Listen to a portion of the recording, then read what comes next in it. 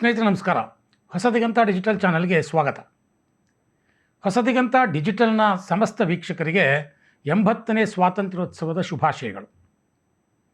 ಈ ಬಾರಿಯ ಸ್ವಾತಂತ್ರ್ಯೋತ್ಸವ ಒಂದು ರೀತಿಯಲ್ಲಿ ವಿಭಿನ್ನ, ವಿಶೇಷ ಮತ್ತು ವಿಶಿಷ್ಟ ಮತ್ತು ಇಡೀ ಸಮಸ್ತ ಭಾರತ ಹೆಮ್ಮೆ ಪಡುವಂಥ ಒಂದು ಸನ್ನಿವೇಶಕ್ಕೆ ಈ ಬಾರಿಯ ಸ್ವಾತಂತ್ರ್ಯೋತ್ಸವ ಕಾರಣ ಆಯಿತು. ಅದನ್ನು ನಾನು ಹೇಳ್ತೇನೆ. ಇವತ್ತು ನರೇಂದ್ರ ಮೋದಿ ಪ್ರಧಾನಮಂತ್ರಿಯಾಗಿ ದೆಹಲಿಯ ಕೆಂಪುಕೋಟೆಯಿಂದ ಸ್ವಾತಂತ್ರ್ಯೋತ್ಸವದ ಭಾಷಣವನ್ನು ಮಾಡಿದರು. ಅವರು ಆರಂಭದಲ್ಲೇ ಒಂದು ಮಾತನ್ನು ಹೇಳಿದರು, ಈ ಬಾರಿಯ ಸ್ವಾತಂತ್ರ್ಯೋತ್ಸವದಲ್ಲಿ ಪೂರ್ಣ ವಂದೇ ಮಾತರಮನ್ನು ಹಾಡಲಾಗ್ತಾ ಇದೆ. ಜೊತೆಗೆ ಸ್ವಾತಂತ್ರ್ಯ ಬಂದ ನಂತರ ಇದೇ ಮೊದಲ ಬಾರಿಗೆ ಕೆಂಪುಕೋಟೆಯಿಂದ ವಂದೇ ಮಾತರಂ ಮೊಳಗ್ತಾ ಇದೆ ಅನ್ನುವಂಥ ಖುಷಿಯನ್ನು ಹಂಚಿಕೊಂಡು ಅವರು ತಮ್ಮ ಭಾಷಣವನ್ನು ಆರಂಭಿಸಿದರು. ಆ ವಂದೇ ಮಾತರಂ ಸಂಪೂರ್ಣ ಗೀತೆ ಹಾಡಿದ ಸನ್ನಿವೇಶ ಹೇಗಿತ್ತು ಅನ್ನೋದನ್ನು ನಾನು ಇದೇ ವಿಡಿಯೋದಲ್ಲಿ ಮುಂದೆ ನಾನು ನಿಮಗೆ ತೋರಿಸ್ತೇನೆ. ಈಗ ನಾನು ನಿಮ್ಮ ಮುಂದೆ ಇಡೋದಕ್ಕೆ ಬಯಸ್ತಾ ಇರುವಂಥದ್ದು ಮೋದಿ ಭಾಷಣದ ಹೈಲೈಟ್ಸ್. ಇವತ್ತಿನ ಭಾಷಣದಲ್ಲಿ ಮೋದಿ ಯುವಕರನ್ನು ಭಾಳ ಮುಖ್ಯವಾಗಿ ಟಾರ್ಗೆಟ್ ಮಾಡಿ ಮಾತಾಡಿದರು. ಯುವಕರ ಭವಿಷ್ಯದ ಕುರಿತು ತಮ್ಮ ಕನಸುಗಳೇನು ಅನ್ನೋದನ್ನು ಹಂಚಿಕೊಂಡ್ರು. ಜೊತೆಗೆ ಅರ್ಬನ್ ನಕ್ಸಲರಿಗೆ ಒಂದು ಖಡಕ್ ಎಚ್ಚರಿಕೆಯನ್ನು ಕೊಟ್ಟರು. ಅದು ಅಂತಿಂಥ ಎಚ್ಚರಿಕೆ ಅಲ್ಲ, ಭಾಳ ಗಂಭೀರವಾದ ಎಚ್ಚರಿಕೆಯನ್ನು ಕೊಟ್ಟರು. ಇದೆಲ್ಲವನ್ನೂ ಮಾತಾಡ್ತೇನೆ. ಇದೆಲ್ಲವನ್ನೂ ಮಾತಾಡೋಕ್ಕೆ ಮುಂಚೆ ವಂದೇ ಮಾತರಂ ಬಗ್ಗೆ ನರೇಂದ್ರ ಮೋದಿ ಆರಂಭದಲ್ಲಿ ಏನು ಹೇಳಿದ್ರು ಅದನ್ನು ನೋಡೋಣ. आजादी के बाद 15 अगस्त को लाल किले पर पहली बार वंदे मातरम गूंज रहा है.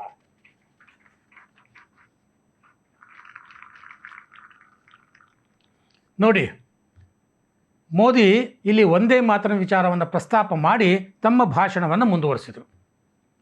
ನರೇಂದ್ರ ಮೋದಿ ಇವತ್ತಿನ ಭಾಷಣದಲ್ಲಿ ಒಂದಷ್ಟು 12 ವರ್ಷಗಳ ಸಾಧನೆಯನ್ನು ದೇಶದ ಜನರ ಮುಂದಿಡುವಂಥ ಪ್ರಯತ್ನವನ್ನು ಮಾಡಿದರು.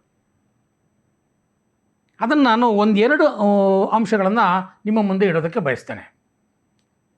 ಡಿಫೆನ್ಸ್ ಸೆಕ್ಟರ್ನಲ್ಲಿ, ಡಿಫೆನ್ಸ್ ಪ್ರೊಡಕ್ಷನ್ನಲ್ಲಿ ಭಾರತ ಒಟ್ಟು 4 ಪಟ್ಟು ಹೆಚ್ಚಳವನ್ನು ಕಾಣ್ತಾ ಇದೆ ಈ 12 ವರ್ಷಗಳಲ್ಲಿ.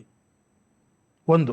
ಎರಡನೇದು, ಖಾದಿ ಉತ್ಪಾದನೆಯಲ್ಲಿ 5 ಪಟ್ಟು ಹೆಚ್ಚಳವನ್ನು ಭಾರತ ಕಂಡಿದೆ ಸ್ನೇಹಿತರೆ. ಎಲೆಕ್ಟ್ರಾನಿಕ್ ಮ್ಯಾನುಫ್ಯಾಕ್ಚರಿಂಗ್ನಲ್ಲಿ 7 ಪಟ್ಟು ಉತ್ಪಾದನೆ ಹೆಚ್ಚಳ ಆಗಿದೆ. ಜೊತೆಗೆ ಮೊಬೈಲ್ ಫೋನ್ನಲ್ಲಿ 33 ಪಟ್ಟು ಹೆಚ್ಚಳ ಉತ್ಪಾದನೆಯನ್ನು ಭಾರತ ಕಂಡಿದೆ. ಜೊತೆಗೆ ಡಿಜಿಟಲ್ ಇನ್ನೋವೇಷನ್ನಲ್ಲೂ ಸಹ ಸಾಕಷ್ಟು ಸಂಶೋಧನೆಗಳು ನಡೀತಾ ಇವೆ. ಇದು ಈ 12 ವರ್ಷಗಳಲ್ಲಿ ಭಾರತ ಕಂಡಂತಹ ಪ್ರಗತಿ ಅಂತ ನರೇಂದ್ರ ಮೋದಿ ಅಂಕಿ ಅಂಶಗಳ ಸಮೇತ ಕೆಲವು ಮಾಹಿತಿಯನ್ನು ದೇಶದ ಮುಂದಿಟ್ಟರು.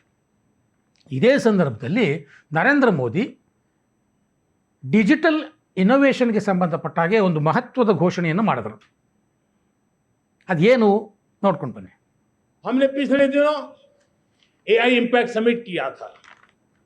एआई का विस्तार बहुत तेजी से बढ़ रहा है. लाल किले से मैं देश के नौजवानों के लिए घोषणा करना चाहता हूं. हमने तय किया है कि आने वाले 1 वर्ष में 1 करोड़ युवाओं को एआई स्किल के लिए ट्रेनिंग देने का हम काम करेंगे, ताकि ನೋಡಿ, ಇಲ್ಲಿ ನರೇಂದ್ರ ಮೋದಿ ಘೋಷಣೆ ಮಾಡ್ತಿರುವಂಥ ಏನು ಅಂದರೆ, ಇನ್ನು 1 ವರ್ಷದಲ್ಲಿ 1 ಕೋಟಿ ಯುವಕರಿಗೆ AI ಟ್ರೈನಿಂಗನ್ನು ಉಚಿತವಾಗಿ ಸರ್ಕಾರ ಕೊಡುತ್ತೆ. ಆರ್ಟಿಫಿಷಿಯಲ್ ಇಂಟೆಲಿಜೆನ್ಸ್, ಇವತ್ತಿನ ಜಮಾನ ಆರ್ಟಿಫಿಷಿಯಲ್ ಇಂಟೆಲಿಜೆನ್ಸ್ ಜಮಾನ. 1 ಕೋಟಿ ಯುವಕರಿಗೆ ಈ ಬಗ್ಗೆ ಟ್ರೈನಿಂಗ್ ಕೊಡೋದಕ್ಕೆ ಕೇಂದ್ರ ಸರ್ಕಾರ ಯೋಜನೆಯನ್ನು ರೂಪಿಸುತ್ತೆ. 1 ವರ್ಷದಲ್ಲಿ ಅಷ್ಟು ಜನಕ್ಕೆ ಟ್ರೈನಿಂಗನ್ನು ಕೊಡುತ್ತೆ ಅಂತ ನರೇಂದ್ರ ಮೋದಿ ಹೇಳ್ತಾರೆ. ಇನ್ನೊಂದು ಮಹತ್ವದ ಘೋಷಣೆ ಏನು ಅಂತಂದರೆ, ಕೋಚಿಂಗ್ ಮಾಫಿಯಾಗಳ ಬಗ್ಗೆ. ಇತ್ತೀಚೆಗೆ ನೀವು ನೋಡಿರ್ಬೋದು, ನೀಟ್ ಪ್ರಶ್ನೆ ಪತ್ರಿಕೆ ಲೀಕ್ ಆದ ನಂತರದಲ್ಲಿ ಕೋಚಿಂಗ್ ಮಾಫಿಯಾಗಳು ಜಾಗೃತವಾಗಿದ್ವು. ಈ CJP ಪ್ರೊಟೆಸ್ಟ್ ಹಿಂದೆಯೂ ಕೆಲವು ಕೋಚಿಂಗ್ ಮಾಫಿಯಾಗಳು ಕೆಲಸ ಮಾಡಿದ್ವು ಅನ್ನುವಂಥ ಆರೋಪಗಳು ಇವೆ.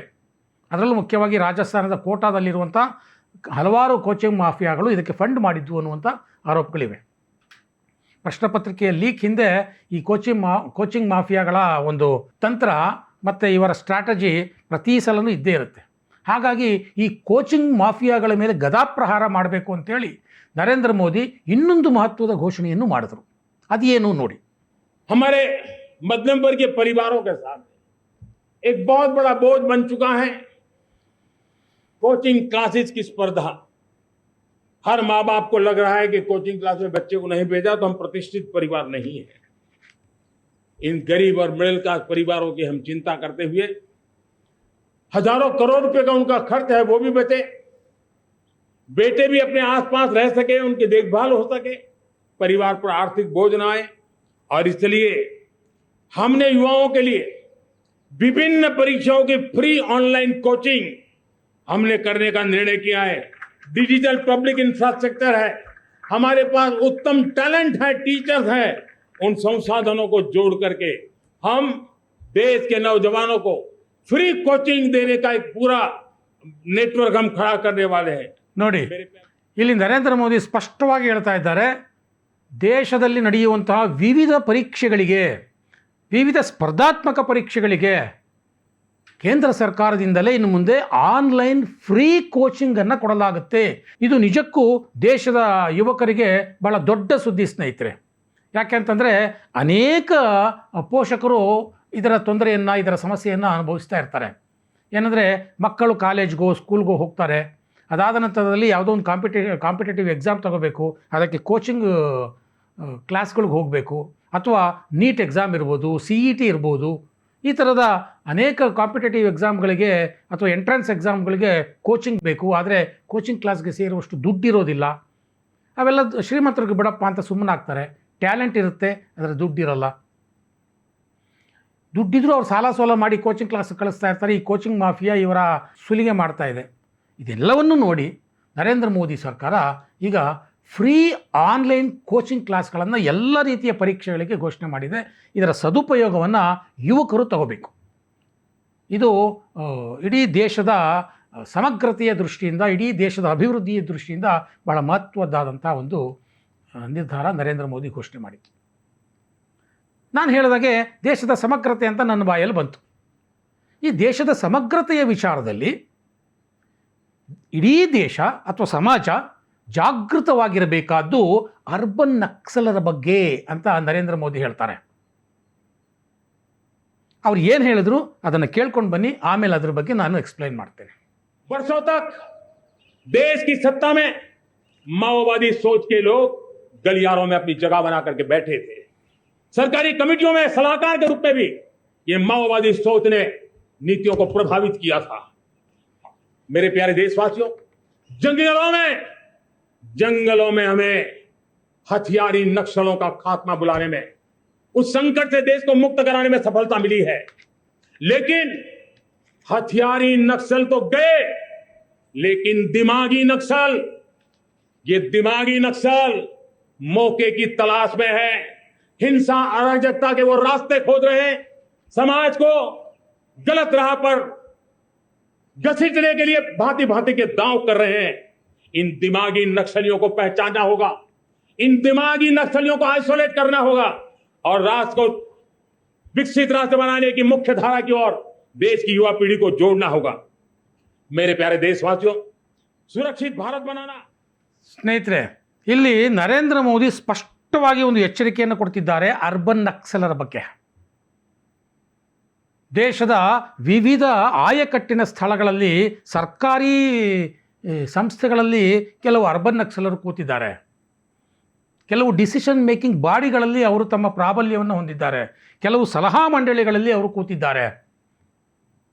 ಅಂಥವರನ್ನು ನಾವು ಪತ್ತೆ ಮಾಡಬೇಕಾಗಿದೆ, ಅಂಥವರನ್ನು ಸಮಾಜದಿಂದ ಐಸೋಲೇಟ್ ಮಾಡಬೇಕಾಗಿದೆ ಅನ್ನುವಂಥ ಮಾತನ್ನು ನರೇಂದ್ರ ಮೋದಿ ಹೇಳ್ತಾರೆ. ಇನ್ನೂ ಮುಂದುವರೆದು ಹೇಳ್ತಾರೆ, ನಾವು ಕಾಡಲ್ಲಿ ಬಂದೂಕು ಹಿಡಿದಿರುವಂಥ ನಕ್ಸಲರನ್ನು ಈಗಾಗಲೇ ಮುಗಿಸಿದ್ದೇವೆ. ಆಲ್ಮೋಸ್ಟ್ ಅವರ ಕತೆ ಮುಗಿದಿದೆ. ಒಂದೋ ಎನ್ಕೌಂಟರ್ ಆಗಿದ್ದಾರೆ, ಇಲ್ಲ ಶರಣಾಗಿದ್ದಾರೆ. ಶರಣಾದ ಮೇಲೆ ಮೇನ್ ಸ್ಟ್ರೀಮ್ ಸಮಾಜದಲ್ಲಿ ಅವರು ಬದುಕನ್ನು ಕಂಡುಕೊಳ್ಳುವಂಥ ಪ್ರಯತ್ನವನ್ನು ಮಾಡ್ತಾ ಇದ್ದಾರೆ.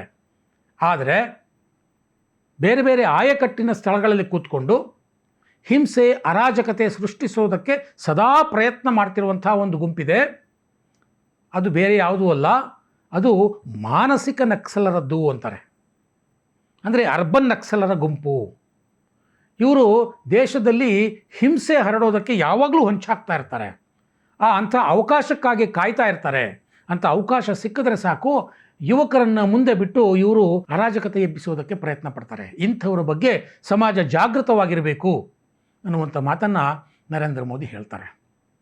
ಇಂಥವ್ರನ್ನ ಪತ್ತೆ ಮಾಡಬೇಕು, ಇಂಥವರಿಗೆ ಅವರ ಸ್ಥಾನ ಏನು ಅನ್ನೋದನ್ನು ತೋರಿಸಬೇಕು ಅನ್ನುವಂಥದ್ದು ನರೇಂದ್ರ ಮೋದಿಯವರ ಸ್ಪಷ್ಟವಾದ ನುಡಿ. ಮತ್ತು ಅರ್ಬನ್ ನಕ್ಸಲರಿಗೆ ಇದು ಸ್ಪಷ್ಟವಾದ ಎಚ್ಚರಿಕೆ.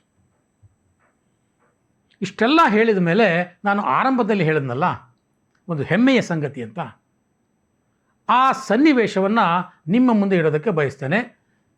ಸ್ವತಂತ್ರ ಭಾರತದಲ್ಲಿ ಇದೇ ಮೊದಲ ಬಾರಿಗೆ ಕೆಂಪು ಕೋಟೆಯಿಂದ ವಂದೇ ಮಾತರಂ ಗೀತೆ ಮೊಳಗ್ತು ಸ್ನೇಹಿತರೆ. ಆ ವಂದೇ ಮಾತರಂ ಗೀತೆ ಮೊಳಗಿದ ಆ ಒಂದು ಹೆಮ್ಮೆಯ ಕ್ಷಣವನ್ನು ನೋಡ್ತಾ ನಾವಿವತ್ತು ಈ ವಿಡಿಯೋವನ್ನು ಮುಗಿಸ್ತೋಣ. ನಮಸ್ತೆ.